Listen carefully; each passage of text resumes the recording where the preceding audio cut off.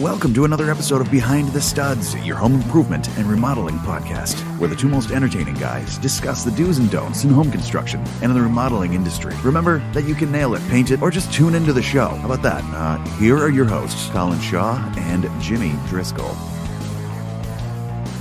Hey everyone, welcome to another episode of Behind the Studs.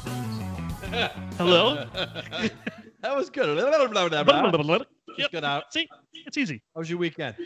It was okay. I did some yard work, of course, and that sort of stuff. But yesterday, the wife and I decided to just go for a nice little walk in Rocky Neck State Park, and it was kind of nice, you know. Nice. I went up to New Hampshire and I saw a tragedy on the highway. Really?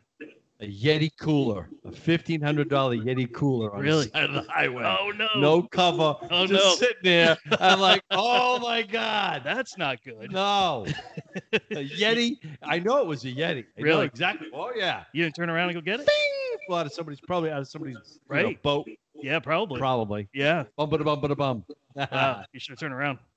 There's no cover. Well. All right. Like they say in Massachusetts, there's no cover. No cover. You take care. You take care with that Yeti. Have some beers in that Yeti with no cover. Yeah. Well, we were able to get rid of our last kid for college, so brought my daughter up to Boston and set her in an apartment up there. So nice. Yep. So now we have a nice, quiet house. Nice, quiet house for a little while, anyway. It's beautiful. Love it that way. Cool. Yeah. So who we got today? We've got Jeff, and Jeff's with TruNORTH Construction. Hey, Jeff, how you doing? Good. How are you guys? Doing well, thank you. Absolutely. Glad you could make it. So tell us a little about your company. What do you guys do? So we're basically, we have two different divisions. We're a remodeling company, residential remodeling company, as well as we do commercial remodeling. But we also are a real estate development company. We build a product that I designed years ago called, it's just office condominiums. So we do both. Sweet. Wow. Yeah. So right now with the COVID and everything else, did your office condominium business drop down or did it escalate? Well, it's funny. We just started taking it through the town in I think January of this year, and we're getting our final approvals the next month and then into October. So we're hoping to put a shovel in the ground in November. You know, at this point, we're going forward. We're going forward with it. We feel like small businesses need office space. Yeah, absolutely. Small. You know, they're small. You get to own them. So we still think there's a market for it. Wow. Okay. So they actually buy, it's kind of like a condo then? Yeah. You know, like a regular home condo that you would just buy and you own it and then you just, yeah. Okay. Cool. Yeah, that's interesting. Yeah. We custom design them to each individual client. They're about 1,500 square feet. You have just like a residential, you have an association. And it's great for small businesses, you know, financial people, sure. A lot of healthcare stuff, accountants. It's a way to own your own business, create revenue, and then you have an asset, you know, when you want to sell the business. So right. Yeah, that's a great idea. Never thought of that one. No, I haven't either. That's good, man. Good thinking. Yes. Yeah. Hey, well done, sir. Well done. Wow. Isn't it building crazy right now? It's out of control, right? Yeah, you know, it's funny because you thought with this COVID thing happening, we were nervous. You know, what are we going to do? Is this going to come to a screeching halt? And it's just been the opposite. We have been so busy, we can't keep up. Yeah. And I don't know about you guys, but with the hurricane that came through, you know, a month ago, that created a bunch more work for us. And it's just been one thing after another. We're having a tough time. We've hired 4 people during the COVID because of the fact that we just can't keep up. So well, that's good for you that you're able to find guys. Yeah, you're lucky. Yeah, we did. We struggle. We struggle. Yeah, big time. Time. I wanted to share something with all the 3 of us right now because I was thinking about the psychology of the customer. Because everywhere I go, I'm hearing that the customers are getting very short with the contractors, or they're getting very edgy and they're very short. You know. So I just figured this out. Well, I think part of it, the psychology of it is, you know, you're locked up besides of just looking at your place or whatever, and you get your SBA loan or you have the money to spend to do the job. Everything else in your household basically is almost instant gratification. You got the TV, you got your food, you're right there. I think the psychology of it all is just like you figure, like your remote control, you could just make the phone call and you can make it all happen. And I think the euphoric idea that you have this money, you know, whether it's the loan or you have money socked away to do do the project, when you finally get delayed because you can't get the contractor, and you get delayed because they don't have the materials. Yeah, they're frustrated. They're pissed. You can't go anywhere. You can't do anything, and you can't fix your house. Yeah, take it out on us. Why not? What the hell? Wouldn't be the first time we've been whipping no. board. That's right. Yeah. Yeah. What do you think, Jeff? You've been having the same kind of experiences, or? Yeah, we've been pretty fortunate. People are really understanding with the material shortages and pressure treated and decking and that kind of stuff. We've been kind of prepping people when I go out and look at a job. I tell them, if you want to do a deck, it's it could be 2 months out before I even get the material. So people have been fairly patient with us. I think it's been, most people are staying home. They're working from home. They're looking around and seeing that they need. Our kitchen needs to be replaced, or the bathroom needs to be fixed, and so they're not going on vacation, so they're spending their money on rebuilding their house. So yeah, we've noticed the same thing around here too. Yeah.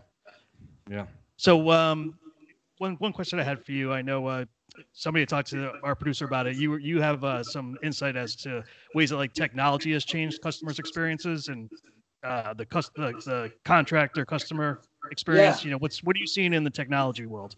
Yeah, so from we use a software, and I won't name the software company, but we use a project management software that allows each individual project and the homeowner to be heavily involved in it. So what we basically set up almost a custom website for them. So they have the ability to interact with us through that website, which it keeps a record of all our emails, and that there's always things back and forth that are a little bit of a question. So there's always a record of that. It allows us to store drawings. It allows us to put the contracts on there. Anytime they do a product selection or anything, we typically will take pictures and put it on there. So it's a really interactive tool, and we feel people love that product, that they can stay heavily involved. When we first tested it out, we had a client that went away to the vineyard for 2 months, and we started their project while they were away. So we would take pictures every day and videos and post them up on our portal, and they loved it because they could see what was happening. They could see their house was being protected. So there's that piece of the thing that we really kind of have been focusing on, that program. But for us, Instagram and Facebook have been just incredible for our business. Really? Yeah. Yeah, we do a ton of, just random videos of our employees. We just finished a series where we did an individual video on every one of our guys, and me and my business partner spoke about them. And what's allowing to do is it's allowing people to see who we are before we even come into their house. Right. And they kind of get our personality, they see our passion for what we do. So it makes the transition of walking into someone's house a lot easier, and that's been a huge, huge selling point for us. Nice. Now, do you deal with house at all? We don't do that. I don't do house. We stick with Instagram and Facebook, and we do a little bit of Twitter. And on the other thing, like in house, but Pinterest has been a huge help for us in a lot of ways because. When you go and you see someone's house and they want a kitchen, they can pull up stuff from Pinterest and they send it to you. It really helps you understand what they want. It does. It makes a huge difference because, all you're doing really is guessing at the best, if they haven't told you exactly what they want. So, yeah, we love, the Pinterest, the house, and things like that come through our direction. Yeah, it makes it much, much easier. The other thing I think, which is a negative we've discovered, is the HGTV shows tend to be a little bit. We all agree. We all agree. A little. Smoke and mirrors. Yeah, even my wife asked me why are the projects done so fast on the show, and it takes me months to do it around my house, and I'm like, because I don't have 30 guys that come through in the middle of the night. 80, whatever it is. Well, and the pricing thing, people now you walk into someone's house and they expect their kitchen to be done for $15,000, and it's just. It just can't be done because those numbers aren't correct. Yeah. No. Correct. No. Right. It doesn't exist. No, you're absolutely correct. I'm still kind of perplexed about the whole. I think it's a great idea, but I have to say it kind of scares me because, you have that portal and you're working on the house and you're building a wall and you're putting beams in, and the husband says, you're in the middle of it. He goes, "Well, can we take this beam and go that way, or could you do this? Could you do that?" After everything was quoted. Yeah, it's not live. It's only stuff we post. So that we still have a delay factor there, so we can kind of control that a little bit. Yeah. Oh my God, because they're watching every little thing going on, even though it's already posted. Oh boy. Yeah. And then you have to, well, that's kind of good too, is because it's really good. What I do like what you just said, the change order is right there in the internet. Boom, right away. So if you want this, we're going to take that wall down. Here's the change order. You can you do DocuSign? Yeah, You do DocuSign? absolutely. Oh, Yeah, for all perfect. our So they got to DocuSign that. Boom, that's done. That's in. So everything is documented. So if there's no discrepancy, there's no like, but you I got you right here. Yeah, you signed it. And I'll just say this one thing. I won't go off on a rant, but you well know the whole Connecticut Home Improvement Act and how favorable it is for us contractors. So it's just wonderful stuff. I'll leave it at that because Marissa will cancel this episode if I start going off. Oh yeah. No, she won't. Yeah. I'm not a huge fan of Connecticut. Sorry.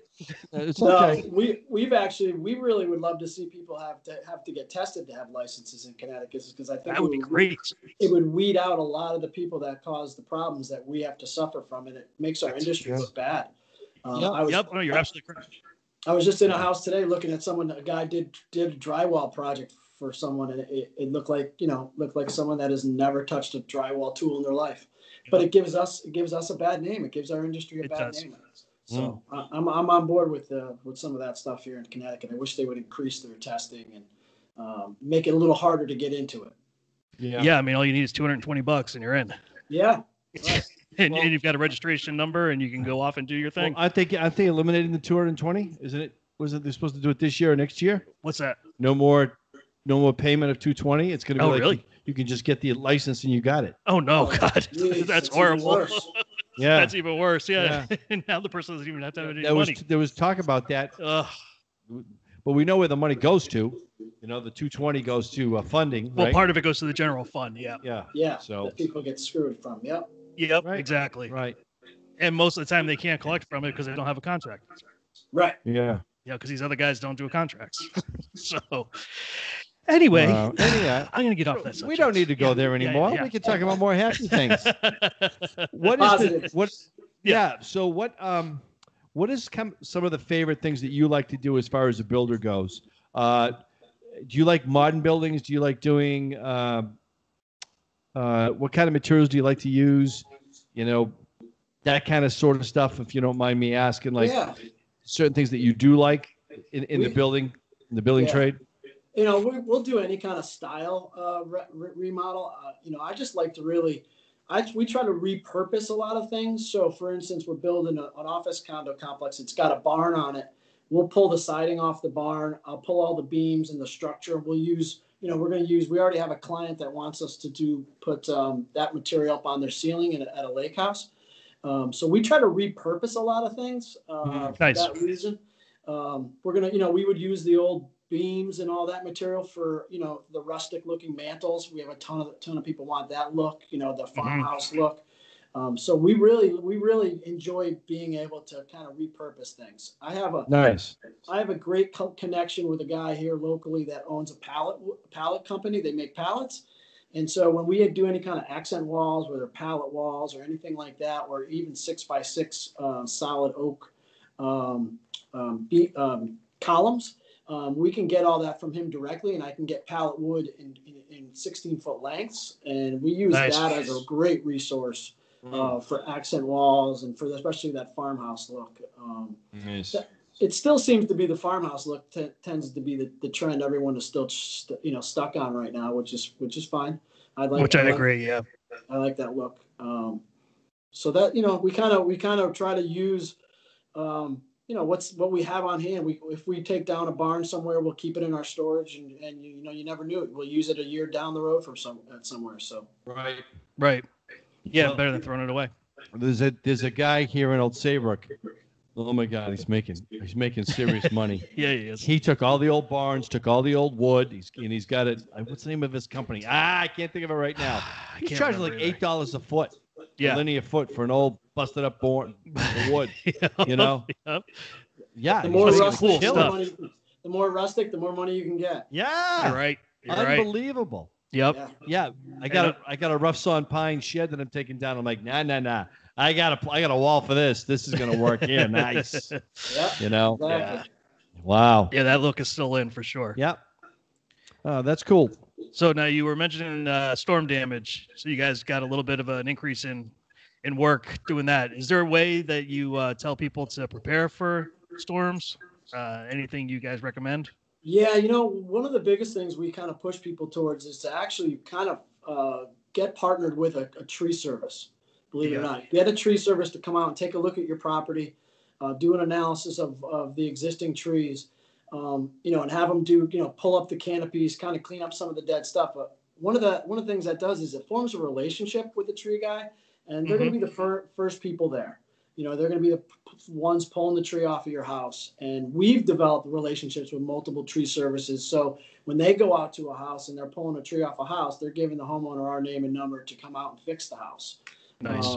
And so, with the hurricane that just rolled through, we had 5 clients that had trees go through their house.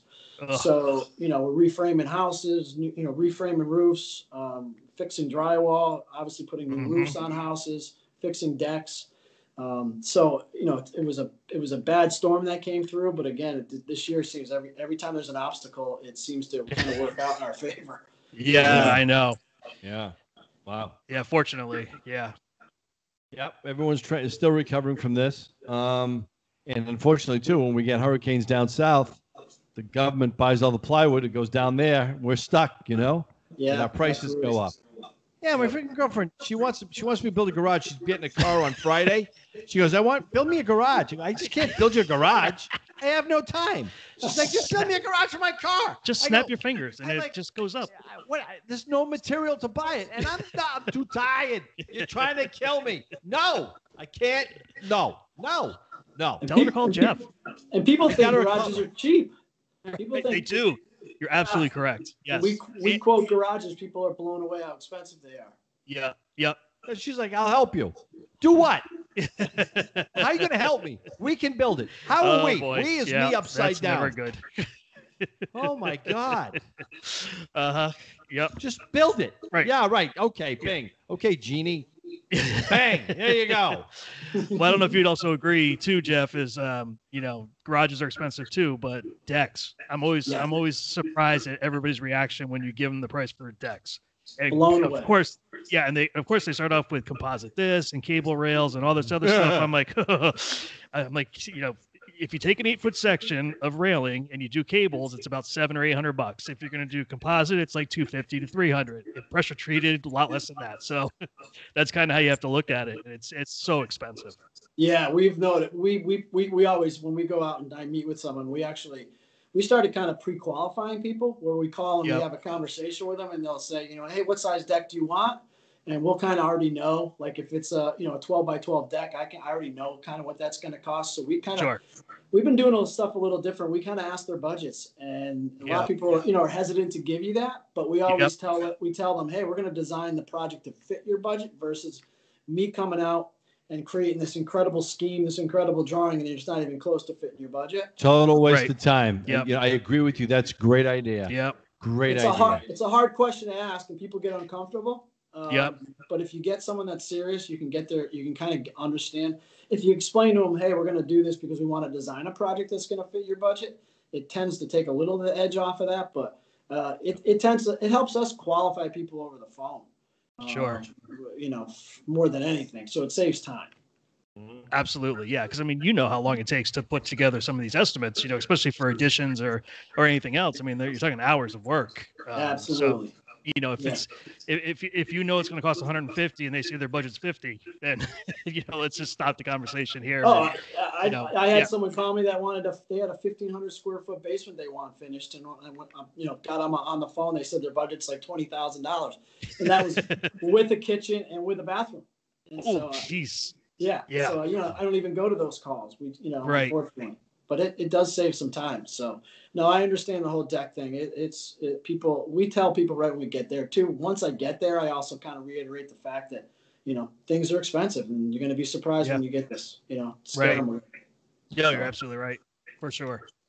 Wow. So those people that are still sitting at home and looking at different projects around the house, what do you recommend that they put their money into? What's going to be the return on investment, the best ones, and which ones do you think they should stay away from? Yeah, I think, I mean, we were just talking about decks. The studies are showing decks, you get anywhere from 70 to 80% of the money you put in, you get back. It's typically the first place that they go out and look at. If you have a deck, they're going to go out the back of the house if they're looking to buy a house. Obviously, it's the main ones. It's bathrooms. The rate of return on a bathroom is typically around 80 to 90%.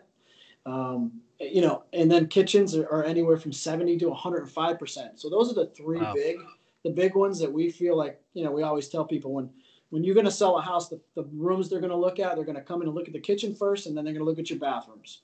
And that's what's going to sell the house. So we feel like those are the three that we push to people. If they're thinking about doing a project, they're going to get most of their money back in that. Obviously, the ones that, tend to really, you don't get your money back are going to be anything like pools, jacuzzis, anything personalized space, putting greens, even I want one of those. What? I want one of those. Even workout places, not everyone works out, so you're dedicating a room to work out. I think it's really personalized spaces, the ones obviously to stay away from. So. Yeah, those are the ones that I usually ask the person, how long do you plan on being here? Yes. And if you say I'm going to die in this house, and I'm like, do whatever you want. Then it doesn't really matter. It does not matter. As long as you're happy, that's it. But if you're telling me under 5 years, and I try to tell them, certain things are trendy too. So certain things you don't want to necessarily go for if you're planning on selling at some point. Absolutely. Garage. You run a garage. Garage. Right. Yes.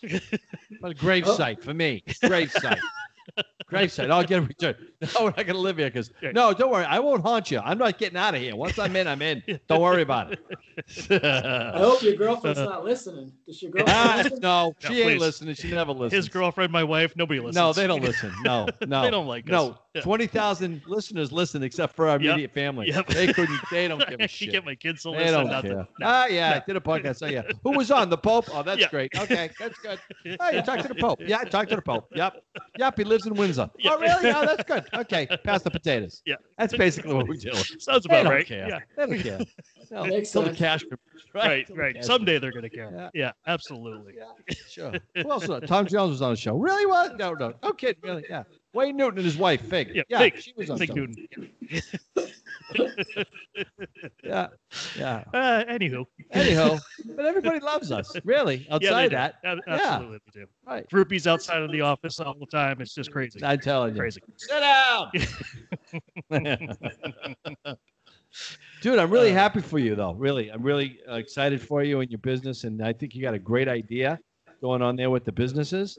Yeah, and I am rooting for you so very hard that when this COVID shit is over, you can get in there and just bang out these buildings and make things happen like that. I think that is so cool.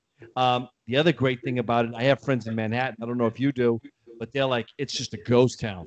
Yeah. And that is slowly, it's a trickle, but it's still, everyone is going out. People are going to buy those offices and do satellite from there to go there. Do it there rather than go into Manhattan. Right. I agree. Yeah, no, I mean, it definitely makes sense. As a business owner here, I have, rental space that I have right here on Main Street in Niantic, but how much nicer it would be to be paying those, those monthly fees and going toward ownership instead, by, getting a mortgage basically on it. So. Right. And, and then the other thing that it offers too, is that if you're just one guy or you have two guys, if we build 5 or 6 offices in that space, you can turn around and rent each individual office. So it helps you pay for the mortgage as well. We built, I built 12 of them in a town called Glastonbury during 2008 through 2010. And, if we could survive that, that financial downturn and still sell these things, we feel like we can probably still survive. So, absolutely. Yeah. I mean, man. I think that was worse. The doc issue back then, 2008 was a tough time. Yeah. I think people are still, small businesses still go to the office. And so I think it's going to still work out. And you're kind of down the road a little bit. We spend enough money on engineering and all that stuff and deposit on the land and all that. So it's kind of you're either going to lose money a little bit or you're going to go for it and lose a lot of money. So hey, I'm all in. Yeah, I'm all in. Let's do it. Yep. They can't take my house. So. No. So how long you guys been doing this?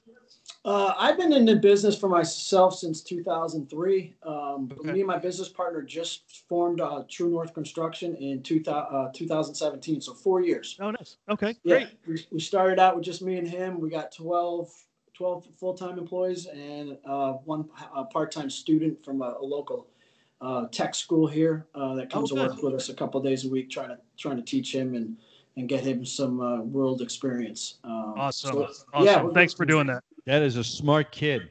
Yeah, that kid is got a into smart right. He kid. got into the right business Yeah. for sure. Oh my God, yeah. Yeah, we constantly talk about the trades and how they're just not being supported the way that they should be. And these kids can make a good living. 'Cause they don't want to go to college. A lot of these kids they want to go to trade school and learn something. right. Absolutely. It's just a shame that we just don't spend enough of our efforts and focus in getting those kids into those schools and getting them a really good living. Yeah, you're teaching them hands-on experience. You get to learn. You can, the tech. It's called Cheney Tech High School up here, but they're learning stuff in the labs and stuff. But you get them out on the job site, and it's a whole different game. And then they're going to come out. He's going to come out. He started this summer with us. It's his junior year. He'll work again next year with us, off and on. And by the time he comes out of high school, he'll have 2 years of experience under his belt. Right. And if it works out, that we ended up hiring him, so he might even have a job right out of high school. Out of high school. Yeah. Right? So. Yeah. No, that's great. That's great. And with the way technology is going and stuff, and taking potentially jobs away from people, not in our world. Right. The trades are always going to be needed. It's just going to always be that way. Absolutely. So. Yep. Good. All right. Good. So we asked everybody who comes on the show, you have any horror stories you want to share with us?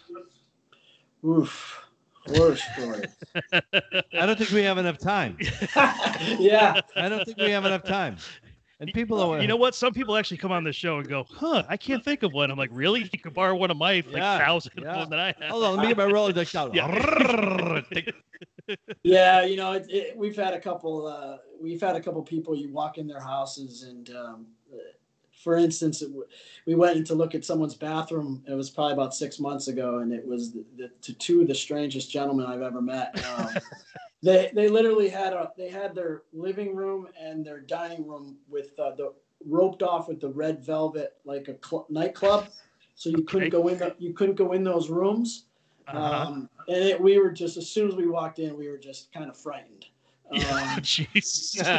We didn't even get the job, which we kind of were happy we didn't, because I don't think it would have worked out. But yeah, you know, it's always the people the ones that are always the funniest are the people that are hoarders, and then as soon as you come in to look at their house or their basement, they're like, hey, we just haven't had time to clean up this today or this week, and you're like, you're like, you guys haven't cleaned this house in 15 years. You know what I mean? Come on. I know. I've been in a couple of those houses too. Oh, God. As soon as I get into my car, I just take out the hand sanitizer. Yeah, you feel the Do your kids ever come and visit you? Well, I got some good news. They're here. You just can't find them. Yeah, that's right. They're somewhere. That stank? Yeah, they never could get the way. Yeah. Oh man. Hey Jeff, really appreciate you coming on the show. Really Guys, thank you very much. I enjoyed it very much.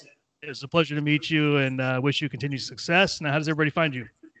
TruNORTH Construction, no E on True, TruNORTHConstruction.com is probably the best way to find us. And we're also on Facebook and Instagram with the same thing. So great. Awesome. Thanks, man. guys. You got a TikTok account yet?